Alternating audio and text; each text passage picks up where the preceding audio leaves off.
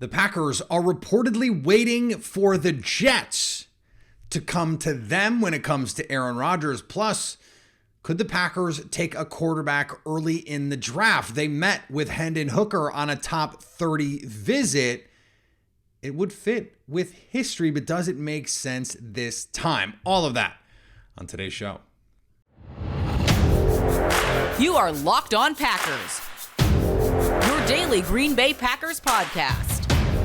Part of the Locked On Podcast Network, your team every day.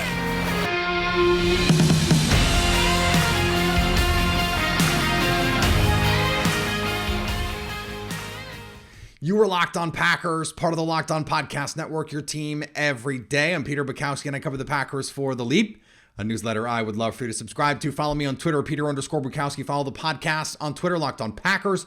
Like us on Facebook. Subscribe to the podcast, iTunes, Spotify, Google Podcasts. Wherever you find podcasts, you will find Locked On Packers, the #1 Packers podcast on the internet, and the show for fans who know what happened, they want to know why and how. Today's episode brought to you by our friends at FanDuel, the official sportsbook of the NFL. Make every moment more with FanDuel. Visit FanDuel.com/lockedon today to get started. So, look, we got these reports earlier in the week of some teams potentially interested in Aaron Rodgers, and I can't speak to the validity of those reports, or in the case of the report from Craig Carton that the 49ers were interested in potentially third-round picks and a future first. Well, we don't have to deal with that. And then there was, in keeping with the report that the Patriots had been shopping Mac Jones, that New England rumors that the Patriots had been one of the teams to call on Aaron Rodgers.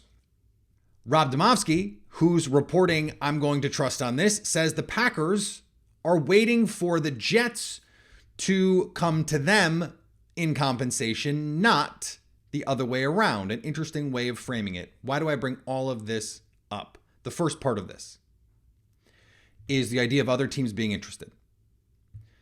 I don't care if the reports are true,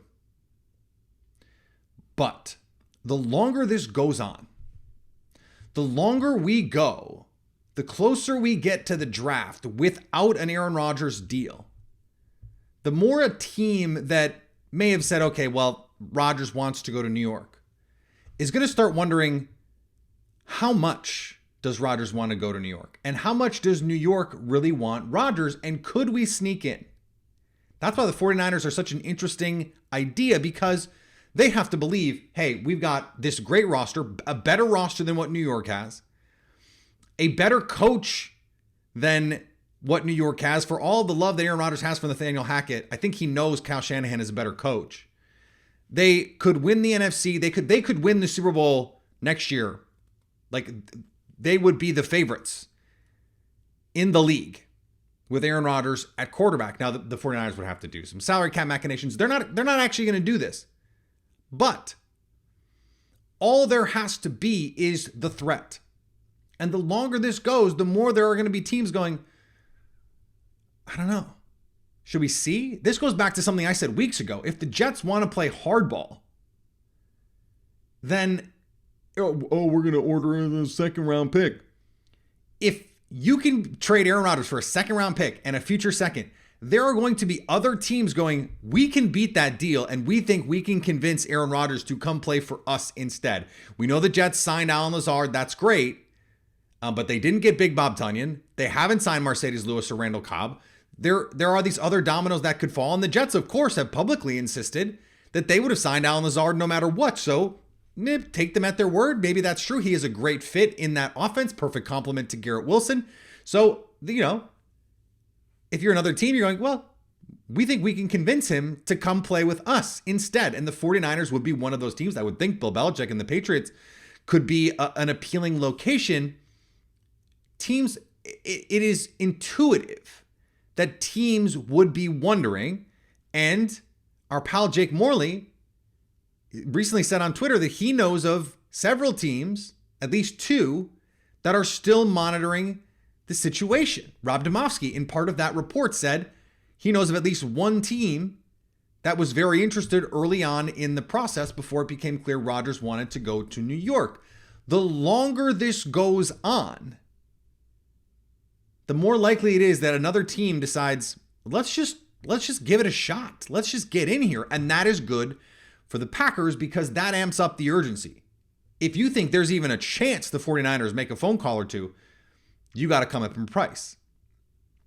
Now, there was an interesting part of that Bukowski report where he was saying that the Packers must feel like they have the leverage now because they have, they're waiting. So clearly they think that they can get the Jets to come up.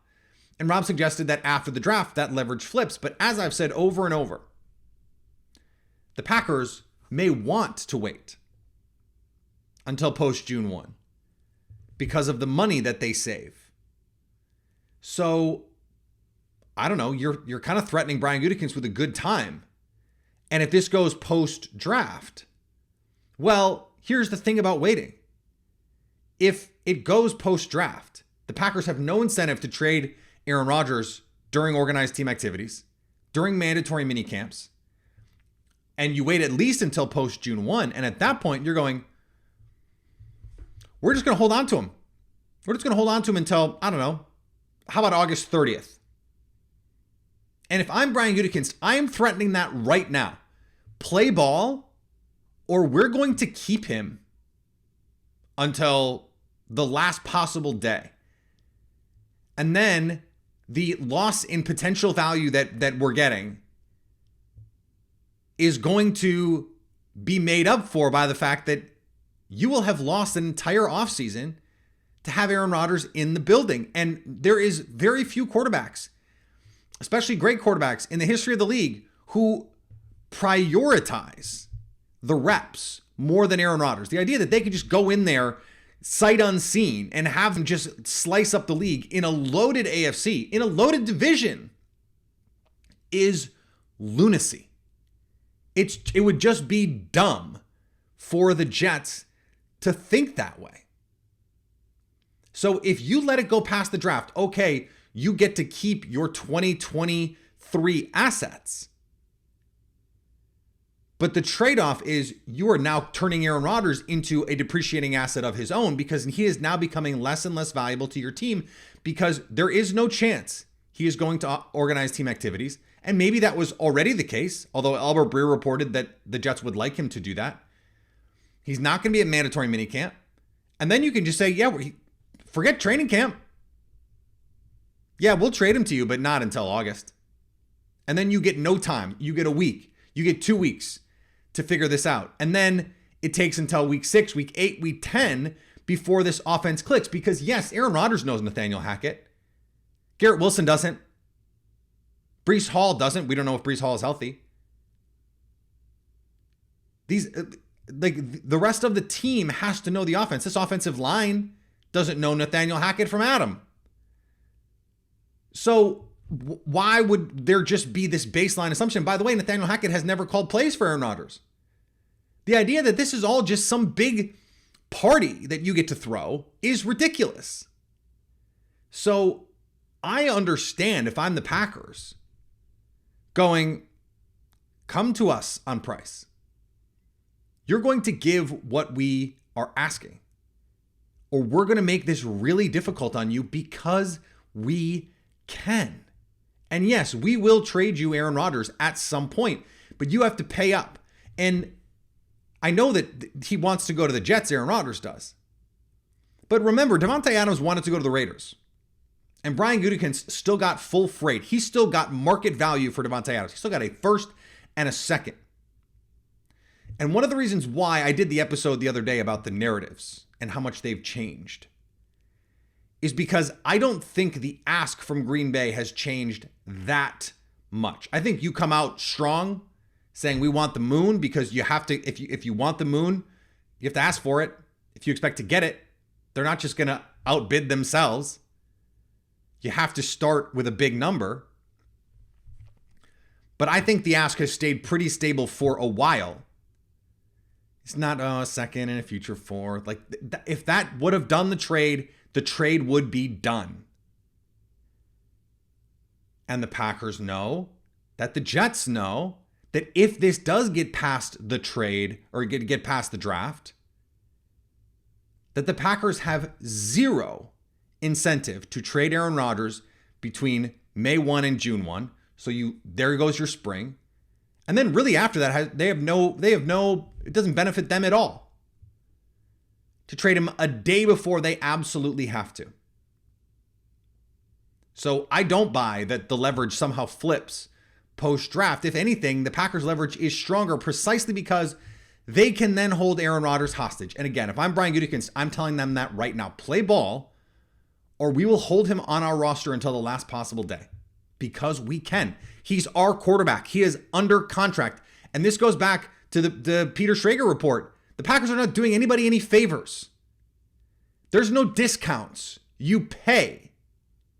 You pay premium assets. And that is exactly what Brian Gutekunst said at owners' meetings. Aaron Rodgers is a premier player, and so we expect premier picks or premier players. That is the ask. That is the ask. And I fully expect for that to be what Green Bay gets.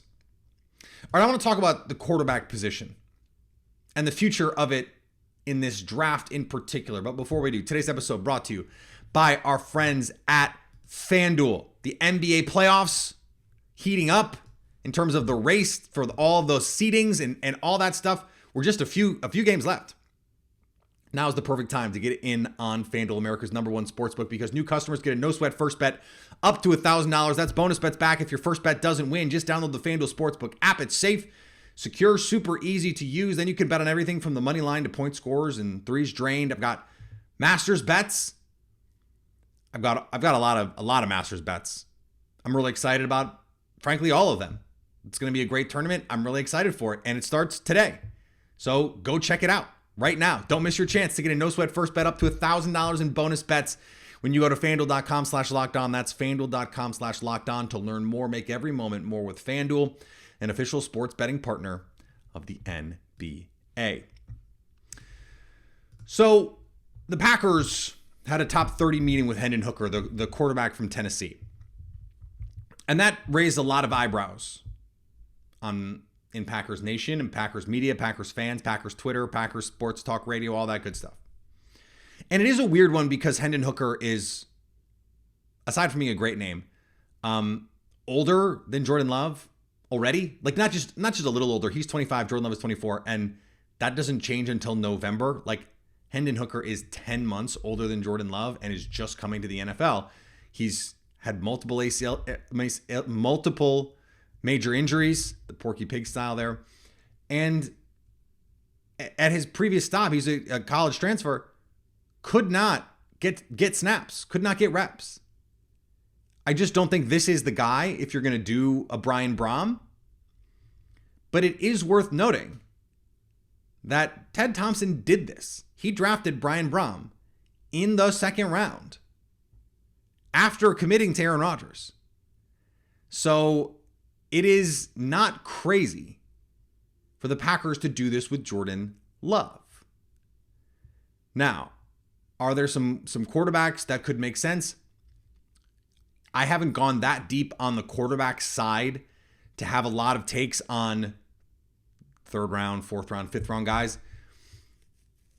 There are players who I think the Packers would do it for. I don't personally know who they are.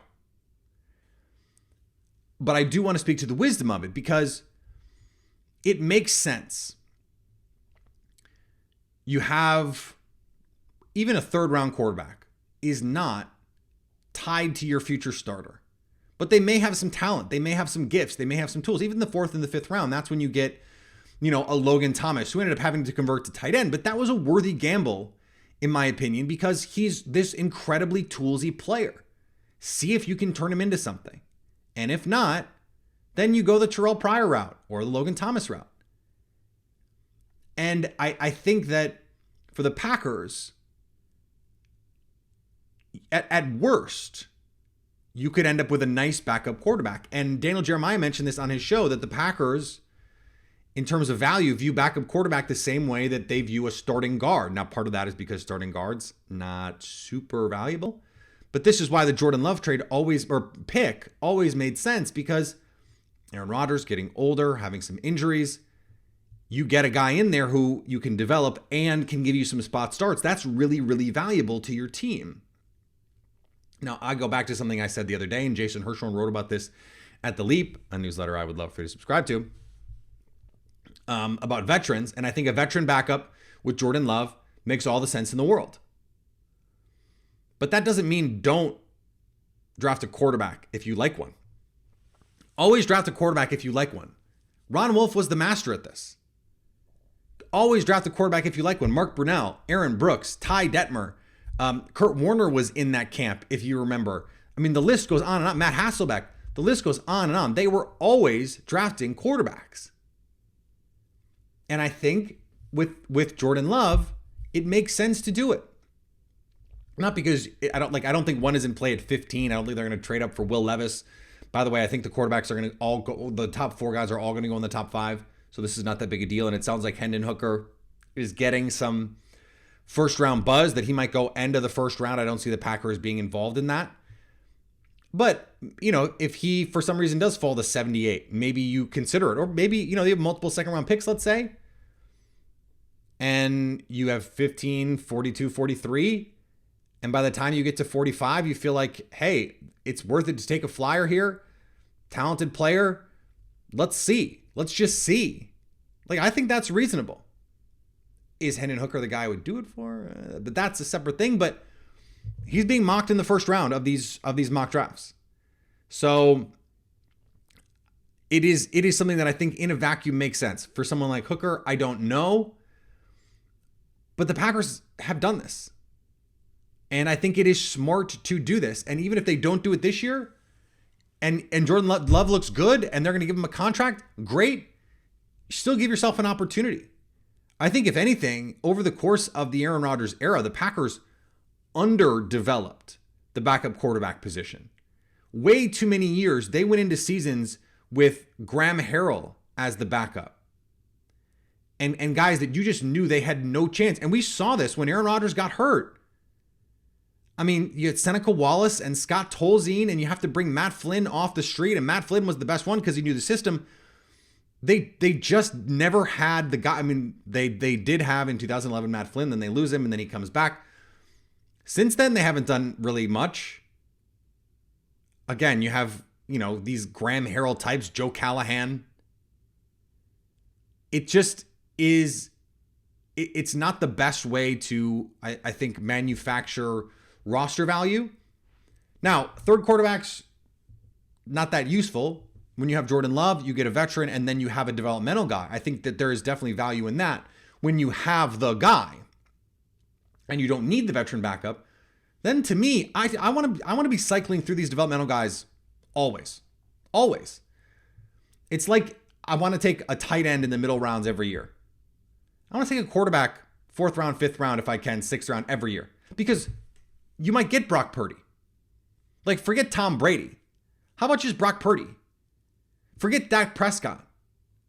You could get a guy who can spot start for you or turn into a potential starter. Brock Purdy is going to be treated as the starter ahead of Trey Lance, who the 49ers traded up 1 million picks to get. And he was a draft pick, barely. Mr. Irrelevant. And did you hear that? This is going to be like Jimmy Graham played basketball or Chris Hogan played lacrosse or whatever it was. Him being the last pick is going to become a thing that they just have to mention every time you say his name. There is, I think, wisdom in the way that Ron Wolf did it. Because then, you can turn those guys into assets and trade them if you need to. Brett Hundley was kind of an inspired pick. He didn't turn out to be a good player, but that is exactly the kind of guy. Physically gifted, athletic, went to a pedigree program, and you try and develop him, see if you can do it. And they did end up trading him, by the way. And they got more than they paid for Brett Hundley in the trade, I believe, or something close to it. And so it's that's good. And then you have that kind of player, someone with tools that you can develop. It makes a lot of sense. It makes a lot of sense. So don't be surprised if that happens this year, and not even just don't be surprised. It's smart. I think they should do it if there's a guy like that. I just don't know if that guy's in this class. Like there isn't that guy who's middle rounds, 4th, 5th, 6th guy who's super raw but super toolsy. Like those are the kinds of guys. The Brett Hundleys are the kinds of guys that I'd like to develop. Now Brock Purdy wasn't that, of course. Tom Brady wasn't that, of course. But those are also outliers. So again, I think this is a smart idea, and I kind of hope the Packers do it. Now, if they do it in the second round, then we have chaos. But here's the thing. When the Eagles drafted Jalen Hurts, it threatened Carson Wentz. It peeved Carson Wentz. Now, Wentz had accomplished much more in the league than Jordan Love. He had a contract already. So he was an established player who already had reportedly some attitude issues and problems in that locker room. Jalen Hurts won that locker room over. But Carson Wentz couldn't handle it. Couldn't handle the Eagles taking Jalen Hurts. And by the way, Aaron Rodgers couldn't really handle the Jordan Love thing either. He brought it up again on the McAfee show as part of this, and is always like, oh, it's not about Jordan Love. And of course it is. It's not about Jordan Love specifically, but it's about the act. The act. He didn't handle it well. But it did make him play better. Now, Jordan Love is not at the same point in his development. But if Jordan Love can't handle a top 100 pick coming in and competing, then maybe he's not your guy. So it motivated Aaron Rodgers. It crumpled Carson Wentz. You hope if you're Jordan Love, now you would also hope that you're communicating with him, hey, you're our guy, but if we see a quarterback in the draft we like, we're going to take one. Like if that's the case, you got to communicate it. Don't not learn your lesson about what happened in 2020. But you also have to believe that Jordan Love is both tough enough, smart enough, and then good enough to just be better than that guy. And if he's just better than that guy, then it's fine. Especially if you have extra picks, go nuts. Especially if they wind up with 42 and 43. Then it's sort of like, okay, you get a tight end, a receiver, or an offensive tackle. Then you take a quarterback. Fine, even if it's 45.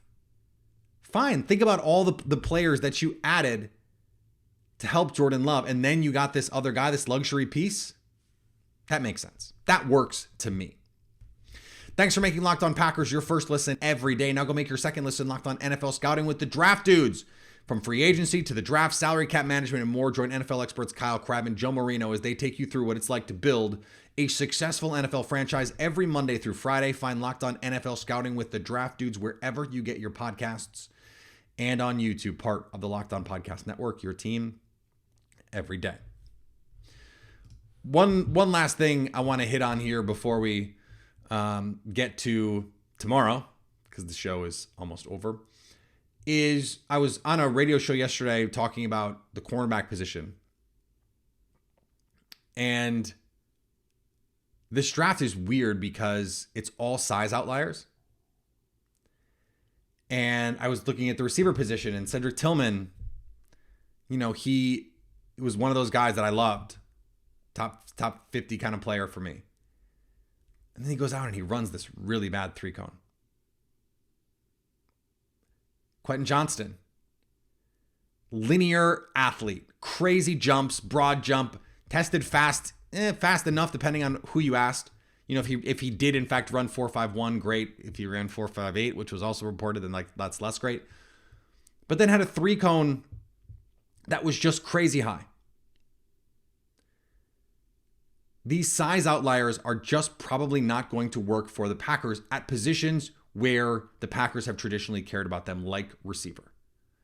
So this band is narrowing. Now, I think someone like Jalen Hyatt, who has just that take the top off speed and dynamic ability, maybe they make an exception for him. There was a lot of buzz. Justice Mosqueda reported this. I had been hearing it since the Super Bowl that the Packers were very interested in Jalen Hyatt. And what I think is interesting about what Justice reported is that the Packers were very in on Chris Olave, who did not meet their size thresholds. And that Hyatt could be that guy for them in this class, that they go, okay, we know he's not technically big enough for us, but we just love what he brings to this offense. Some of these guys, though, it's just going to be a deal breaker. Like Quentin Johnson is just, unless he falls to 45 or even 78, he's just not going to be a Packer. Like Cedric Tillman, I just don't think is going to be a Packer. I know what the relative athletic score says. They just care about things like three cone. I think something like a slender build, like Jalen Hyatt, if he's 176, he's probably not now. He probably was down 5 pounds to run at the combine to run fast. He probably played in like 180. And if he can get to 190 by year 2, then fine. That's fine. 6 foot, 190, that's fine. Like that's not that different than like what Greg Jennings was. That's not that different than what Randall Cobb was. So you can always add on a little bit more. Not everyone can. Devontae Smith, not. But I think we're really narrowing in now on the Packers types versus not Packers types. And I think we're going to be focusing more of our shows on highlighting the guys who are, and then a couple of these outlier guys, because I think Jalen Hyatt is very much in play as an outlier for the Packers this year. Follow me on Twitter, Peter_Bukowski. Follow the podcast on Twitter, Locked On Packers. Like us on Facebook, subscribe to the podcast, iTunes, Spotify, Google Podcasts, wherever you find podcasts, you'll find Locked On Packers. And anytime you want to come hang out with us live when we finally mercifully get an Aaron Rodgers trade, you can do that on our Locked On Packers YouTube page to stay Locked On Packers.